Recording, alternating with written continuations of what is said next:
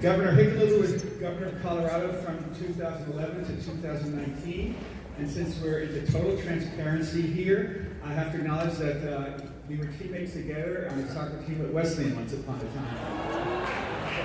A long time ago. And that's before you opened your very successful bar and everything. So you can you have 2 minutes for opening statement. Great. So thank you, Steve. And I want to thank, obviously, SEIU for helping organize this. I want to recognize and thank the Center for American Progress, CAP, for doing that. I also want to thank all of you. And I know that you come from around the country and your lives are as busy as mine could ever be. And I appreciate that you do many times jobs that are what they used to call thankless jobs. And I know from a lifetime of experience that whatever you're paid, you're worth more. And on behalf of all the people running and on behalf of the entire American political system, thank you for your work. I came out to Colorado as a geologist. I got a company got closed down. I got laid off. I was out of work for almost 2 years. I ended up having to reinvent myself, and I opened a restaurant that brewed its own beer. And the first day in that restaurant, I realized that this was a family, and that I would be more successful and happier doing that than I ever was as a geologist. And I ended up spending most of my time in the kitchen. We call it the heart of the house. We never call it the back of the house. And you know, it's a funny thing when you go through that life, you realize that you're never going to be successful unless all your workers are taken care of. We were one of the first independent restaurants to give healthcare coverage to all of our employees. And so I want to talk about 3 things real quick. First, we will take this country to $15 an hour. And we will also, in places where the cost of living is higher, let's say New York, Los Angeles, and maybe Las Vegas, we will go above $15 an hour. We also need to organize home care workers and child care workers, make sure that the responsibilities and expectations and demands on them are fair, and that they've been properly trained, and that they are properly competent and they're able to organize. And then, the last thing, when you're on the road all the time, things slip away. We will reverse the Janus decision and make sure that unions can succeed. Let me finish and just say, the 3 minutes goes by like that. Let me just say how much, again, I appreciate you. Our American economy, our American system when I was a kid, really was a place where not only the middle class, but people trying to work their way up from beginning jobs had not only security, but opportunity. And that is no longer the case. 75 to 80% of the families in America now have a hard time balancing their household budgets at the end of every month. I guarantee you, as president, I will work hard not only to grow the economy, but to make sure everybody shares in the success of that economy. Thank you. Governor, you have developed a reputation for being able to bring business and community folks and workers and government together to work together successfully on many projects. You back a $15 minimum wage. What do you tell business leaders in Colorado, Republicans in Colorado, who say, that's outrageous, we can't afford that, that's going to destroy jobs? How do you persuade them that $15 will be good for Colorado and for the nation? Well, you mind if I stand? Because I get restless. If I'm tied into one of those seats, one of my staff said I need seat belts. I think the success of negotiation in almost all arenas is making sure that you find the alignment of self-interest. So the most successful negotiation is to show that, whether it's a restaurant owner or an employer of any level, that they are going to be more successful by recognizing a joint opportunity. And especially with the minimum wage, when people complain, and we went through this, we passed the minimum wage in Colorado, We did not get to 15, but we will get to 15 in Colorado, I can guarantee you that. But we went to all the different employers and said, ultimately, what you're doing is you're creating, all these employees are going to get a raise, are going to become your customers. And for so many people, when we sat down and laid out, we had diagrams and charts where we could demonstrate that they would more than make up in new business what they were going to lose from paying a living wage. Again, not everybody. There's always people that, you know what my grandfather used to say, you can take a horse to water, but you can't make it drink. Sometimes they just won't drink. But in the vast majority, we were able to get that, and we had broad-based support when we passed our minimum wage in Colorado. Thank you. So, except for the 5 to 15 and the teacher strikes, generally we've seen worker bargaining power growing weaker in recent decades. In the 1950s, unions represented 35%, 1 in 3 workers. In the 1980s, it was down to 1 in 4 workers. Now, unions represent about 1 in 10 workers, just 1 in 16 in the private sector. What do you think that has meant for the nation, and what would you do to change that? So, the dilution and erosion of workers' rights has been pretty consistent. Really started most dramatically, sort of in the Senate, really took off in I believe in 1981 is the tipping point when Ronald Reagan came in as president. I think you're the expert. One of my favorite statistics is from 1946, when our greatest generation came back after the war, and they had borrowed the national debt to a very high level to win that war.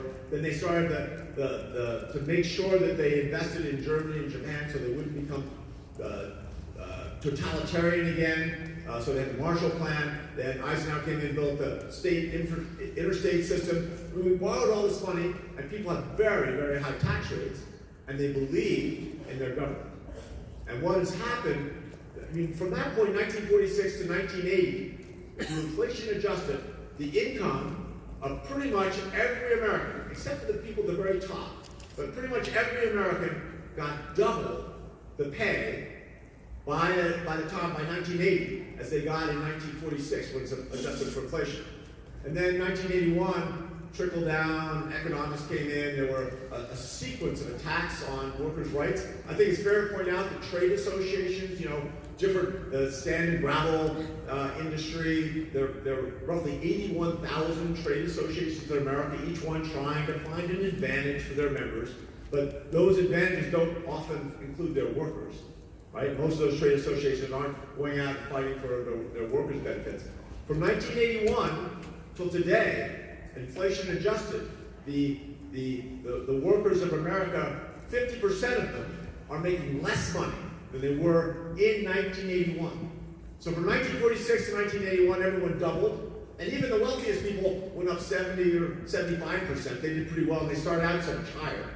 So everyone did well, and then since 1981, half the country's gone down.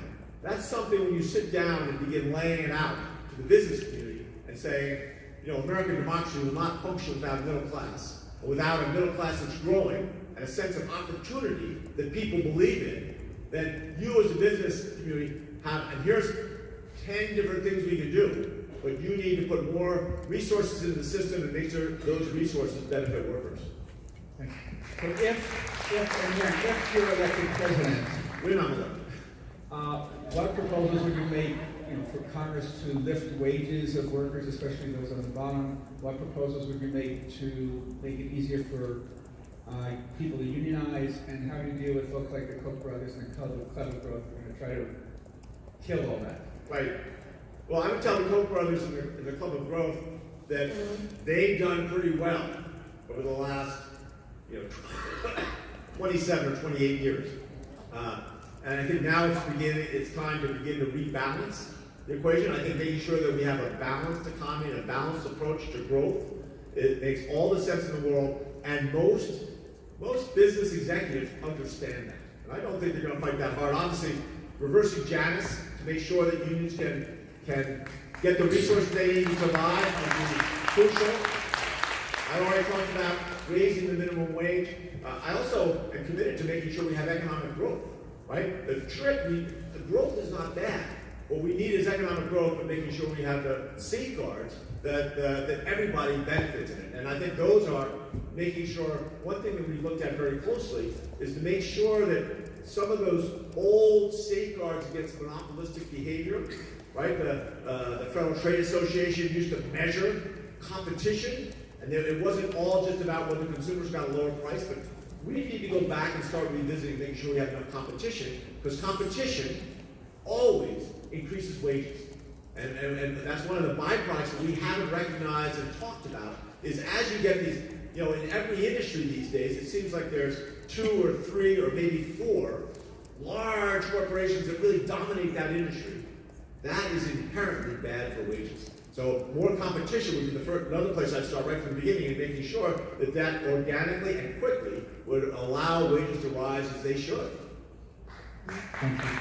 It's often said that for the Democrats to win the White House in 2020, they have to win Michigan, Pennsylvania, Wisconsin. And that, many people say, means you have to get the blue-collar workers who voted for Trump voting Democratic again. If you are the presidential nominee in 2020, what would you do to win back those states? So when you look at Ohio, North Carolina, Wisconsin, Michigan, jobs matter, quality of life, and I think this is true for everyone. Quality of life starts with a good job. And we should recognize that and support that. And a good job is a job that ultimately leads to a better job. It leads to a better job, that's called a career. And we should make sure that everybody has a ladder, that they should be able to work their way up and find, if they're willing to work hard and play by the rules, they should be able to do better. And I think that's going to matter. In places like Michigan, Ohio, one of the things I'm proud of, when I got elected governor of Colorado in 2010, we were 40th in job creation. We were pretty much in the toilet. Over the last 8 years, we made a commitment not to leave anyone behind. We were going to turn our economy around, be more pro-business, but with the highest environmental standards, the highest ethical standards. And we are now, for the last 2 years, according to U.S. News and World Report, the #1 economy in America. But we're also, I think for 2018, I'm not sure we'll be #1, but we'll be close to the #1 rural economy. We give tax incentives if people start businesses in rural America or in low-income communities in urban areas. We give benefits and really look at how do we get broadband. By the end of 2020, we will have broadband in every single city and town in the state of Colorado. We'll be the first state to do that. I got a bunch of yeah, exactly. So we're all one. We're all only as strong as our weakest link, and we have to make sure that we are committed to rising everyone up. And I've got a bunch of farmers and ranchers in Colorado that texted me and been emailing me how last summer and last spring I should do this. I should run for president. And they want to come and they want to campaign for me in Iowa, in Ohio, in Michigan. And I think those kinds of validators, people that have had challenges and have had to work hard, but recognize who are their real allies and who's going to go to bat for them, that they will help turn the tide and bring those Trump voters back. Because, trust me, Trump has sold them a bill of goods, right? He's done nothing to bring those jobs back. He's done nothing to help working people in Michigan or Ohio. And I think in Iowa, if you're a soybean farmer in Iowa, you need 8 consecutive good years to get back to where you were 2 years ago. Those voters are waiting for us to come make a pitch and showing them that we'll give them a better job with a better income, a better future for their kids. A lot of that skills training, apprenticeships, things that you guys can all help with. If we unite around that, we can get those voters back in a second.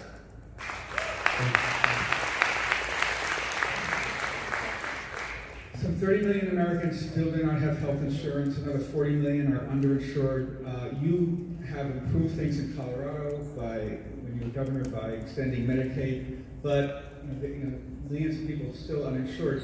What would you do to move towards universal health coverage? Do you support Medicare for all single payer? Do you support something different? And what would you do about soaring drug prices? Sure, multiple questions. He's counting on the fact that I've been on the campaign trail for a while. I have a short attention span. I'll miss one of those. I'm coming, but don't think I won't come back to pharmaceuticals. I'll come back. First, in terms of healthcare, it is a fundamental right of all Americans, of all humans, that they should have healthcare. I helped start a community health center in Middletown, Connecticut in 1973. I wrote a letter to the editor of the Middletown Press in 1978 that said, healthcare should be a right and not a principle. Not a privilege. Healthcare should be a right and not a privilege. It is a principle, sorry. I guess I am fatigued. The first question, at Medicare for All, I believe that we are going to move in the direction of full coverage rapidly. And I think what we need is a single payer option. I think Medicare for All, to get there overnight, would be a revolution. And I think, 150 million, more than 150 million people have health insurance with a private insurance agency, mostly where they work. Many of them don't like it and are unhappy with it. But many of them still value that coverage and want to keep it. And I don't think in this country we're going to rip it away from 100 million people. I do think that what we need to do is have a public option so anybody who is unhappy with their private insurance or can't get coverage should be able to get Medicare, or maybe it's Medicare Advantage, some combination of best practices. Maybe there's going to expand Medicaid in some circumstances, but they should be able to get coverage, right? And if Medicare, as it grows to scale, becomes more efficient, more effective, has higher quality, and then more people are attracted to it, and then it gets bigger and even less expensive, then more people are attracted, we'll eventually evolve till we will get to a place where we have Medicare for all. But it'll be an evolution, not a revolution. And I think that's a key difference. On top of all that, we should all be looking at healthcare as a cost. For the last 30 years, the inflation has been crazy. Part of it is because we are funding and paying for bad things that happen to us, and funding and paying for, it's a fee for services, rather than how do we keep healthy. We should be paying the system to make sure we stay healthy, right? That's where the reward should be. That's where we begin to save money. And pharmaceuticals is a big part of that, making sure that pharmaceuticals, why do we pay 30 times more for insulin in the United States than they pay in Canada, right? I guarantee you the medical research, most of it, took place in America. The medical research that made that insulin the miracle drug it is, right? How come we're paying so much more for it? We should be able to compete and bid on all of our pharmaceutical purchases, and our large systems should be able to bid, bring that cost down. We should have transparency in hospitals and clinics so we can see exactly what our copay is going to be before we get there. I mean, they say it's too complicated. Well, Walmart can tell us, 135,000 products. They can tell you exactly what every single widget is going to cost. Why can't our medical system do that? So I commit as president that we would march rapidly and firmly to make sure that not only is healthcare a basic right, but it's also a basic right that we can afford. Thank you. So now we will take audience questions. The first questioner is Medina Adem, who's a wheelchair attendant at the Great Denver International Airport and a member of SEIU Local 105.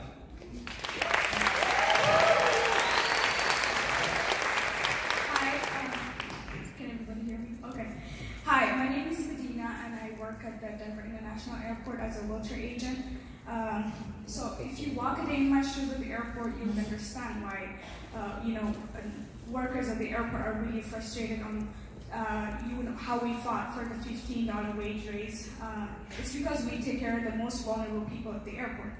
But this year, finally, we won the $15. Yeah. The city council has passed the ordinance, and I'll be one of the 6,000 airport workers who get a raise this year. So yeah, with this raise, I'm planning on going back to college and finish my school. I'm left with like 2 semesters. I hope I'll finish that and pursue my goals here in the United States. But with the rising cost of living in Colorado and in the U.S. general, it's hard to survive with even $15. So we'll be continuing to fight for our respect, dignity in our union. So my question for you is, in your view, what should presidents do to advance policies to raise wages if Congress isn't willing or unable to help? Gotcha. Thank you, Medina. I appreciate all your work in GIA. When I was mayor, from 2003 to 2010, we had a couple issues where we had companies that provided services to the airport were acquired, and the new purchaser wanted to hire the workers but didn't want to have a union involved, and we were able to fix that and take care of that, make sure that you have representation. Actually, when I was mayor also, there's only one unionized hotel in Denver, and we unionized that when that hotel came online back in 2005. So, my little 2 cents. In terms of making sure that people have the opportunity to really pursue their version of the American dream, and how can they afford that? First question is, why is college costing so much? The inflation level of college for the last 25 years has been triple. So some years, quadruple what regular inflation was. There's no reason for that. And there are lower cost alternatives. Obviously, I don't know if you've been to Metro, but Metro State University in Denver is a very low cost, very high quality university system. It even has graduate programs now for people that want to have those jobs to create career. But still, if you're working at $15 an hour, how do you have the time to pay your rent and do that and even pay the minimum cost? And I think one of the goals we have with people that want to go to finish their education successfully is to figure out if we can have either zero interest loans or find a sliding scale of scholarships. So depending on what you can afford is what you pay for attending university. I think that's what a president can step forward and begin looking at. The other thing is, and I think this doesn't apply so much to you, as roughly 70% of Americans don't have a 4-year degree, or never going to get a 4-year degree, and we have the skills that they need to have their own career, their own version of the American dream, have dried up. They don't have access to the skills as they used to have.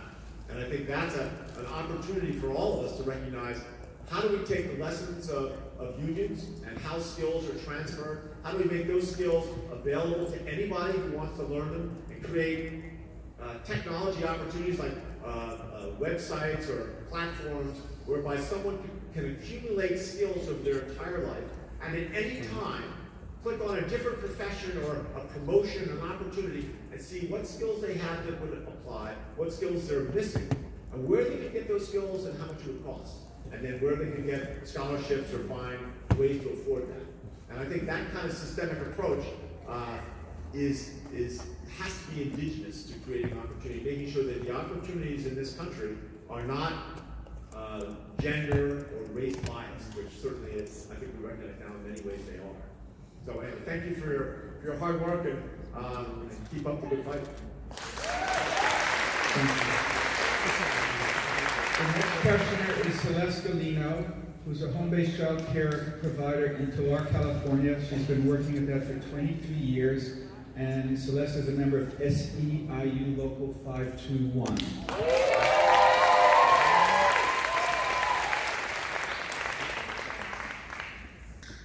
Hello? Hello, my name is Celeste Galeno, and I'm a daycare provider in Tulare, California. I have been successfully providing child care services for over 24 years. Many of the children I care for are second-generation kids, meaning I took care of their parents when they were young. While I understand that it is a privilege and an honor providing quality care to our nation's most precious and valuable asset, I also understand that running a business with quality employees and providing quality early childhood education comes at a great cost. 3 such areas are being available to parents and children all hours of the day and night, providing the necessary supplies, and high standards requirements for employees for successful administration of quality care to my little humans. In addition, it is hard to recruit and retain early childhood educators when health insurance and retirement is unavailable and receiving poverty wages is inexcusable. Until the Affordable Care Act became law, my family and I did not have health insurance. I joined my union 5 years ago in the hopes of improving child care system for providers in all families. We've done a lot since I started in the union, but there is so much more that needs to be done. All leaders who are listening, my goal, and I hope most people's goals, is to move our country forward. How will you address the big challenge with child care? Expanding providers' voice and pay, while also expanding families' access to affordable quality care.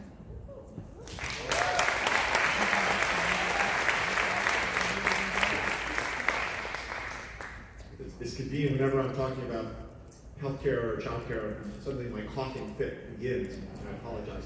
Thank you so much for the question. And that is one of the real challenges for people that have been providing childcare, and in many cases it's early childhood education. You have the fact that a business has to make money, but you can't be dependent on paying people $10 an hour or $9 an hour in some situations around childcare. So we have to figure out how does the system accommodate greater costs. And this is one of those places, and we are spending a lot of time looking at how do we get some more revenues into the federal coffers to make sure that we can accommodate issues like this, where any woman who's working and needs childcare should have it, right? And it should be on a sliding scale, so that if they're making 12 or 15 or 20 bucks an hour, they're going to have a hard time affording childcare, and the government needs to be able to step in and allow the enterprise that's providing the childcare to pay people a decent wage. I think $15 an hour is a good place to start, but at a certain point, it's going to, in many circumstances, got to do more than that. And you look at it, it'll be in the billions of dollars of what that's going to look like, but in the overall picture, it's affordable. And I say that as a frame of reference, and this is an example I use all the time. Let's take healthcare as a whole. Next year will be at 18% of our GDP, or our gross, whatever that stands for, demographic product. I should know that. I can't even remember. But the bottom line is that's our GDP is going to be about $20 trillion, right? So 18% of that is $3.6 trillion, and we're spending almost double what every other country does, right? And if you think about it, should be able to take at least half of that difference, right, which is 4%, and be able to find better uses for it than just throwing it into this pit that has been our healthcare system, where there's no real management. And you just take half of that, you're talking about a number somewhere in the neighborhood of $800 billion. And that's I think, a legitimate target that we should be looking at. How can that money be reinvested, again, within healthcare, within early childhood education and childcare, to make sure that we are able to provide a living wage and yet continue to increase the quality. When I was mayor of Denver, we became the first city, and we spent 30 months getting even Republicans to support a sales tax increase so that we can play a local role in expanding that. And we were the first city in America to provide quality early childhood education to every single preschool kid who wanted it, right? So on a level, we got a sales tax within Denver that allowed that opportunity for every single kid, regardless of their financial circumstances, their families. It can't be about where someone's zip code is or what, where they come from. Everybody's got to have that same opportunity, and the people that are working on the front lines have got to be paid a fair wage. So we have a minute and a half left or so. You talked about how when you were running your group bar, you were the first restaurateur in Denver to provide health benefits for all its workers. Unfortunately, many businesses do not do that. They do not provide benefits. They don't provide 401ks, health benefits. Fewer and fewer companies are providing training for workers because they see their workers as here today, gone tomorrow. They don't want to invest. What would you do to get companies, employers, to provide better benefits, to provide more training, to invest more in their workers? Well, again, as I said before, it's to get business to invest more in their workers is you need a little bit of a carrot and you need a little bit of a stick.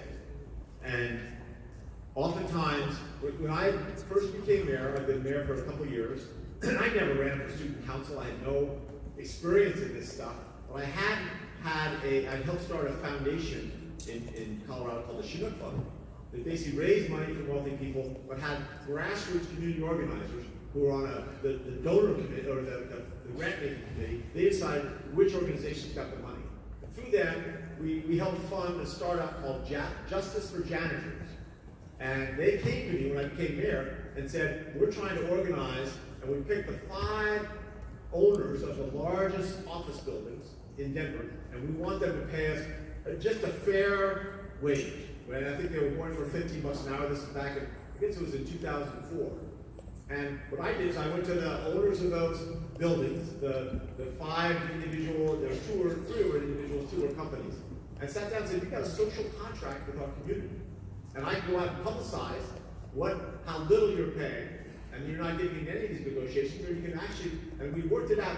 The cost, the change in the rent for those, the companies paying rent to those office buildings was it was less than 15 cents per square foot, and the rents were $25, $27. It was so small that when I laid it out, the owners of the buildings came back and said, "All right," and they didn't even negotiate. They gave in to exactly what Justice Forgetner was asking, and that's not always going to be the case, right? Sometimes you're going to have a little bit more of a stick, but oftentimes if you go present things in a context whereby both sides can see that they're in a better situation, if they resolve the conflict, that's where you get real progress.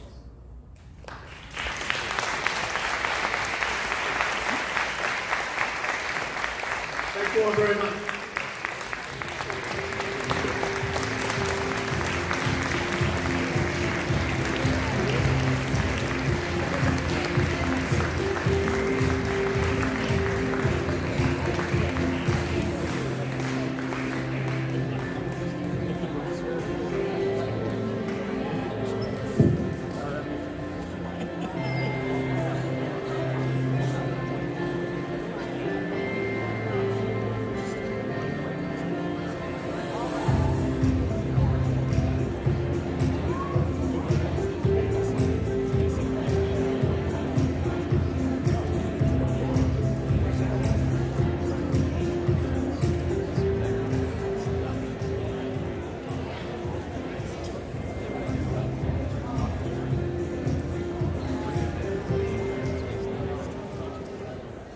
Let's welcome the next speaker, Senator Elizabeth Warren.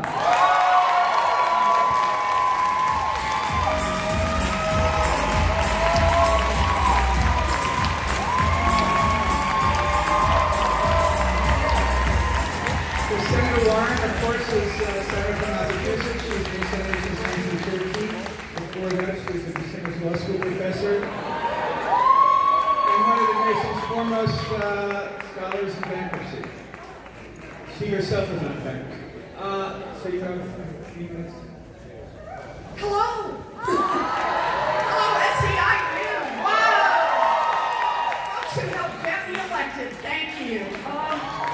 So, I thought I'd use the short time I had here at the beginning just to talk about something that's broken in America. And I know there's a lot that's broken in America. But I want to focus on one thing in particular. And that is that we've got a government right now that works great. Works fabulously. Works terrifically for those at the top. It's just not working for anybody else.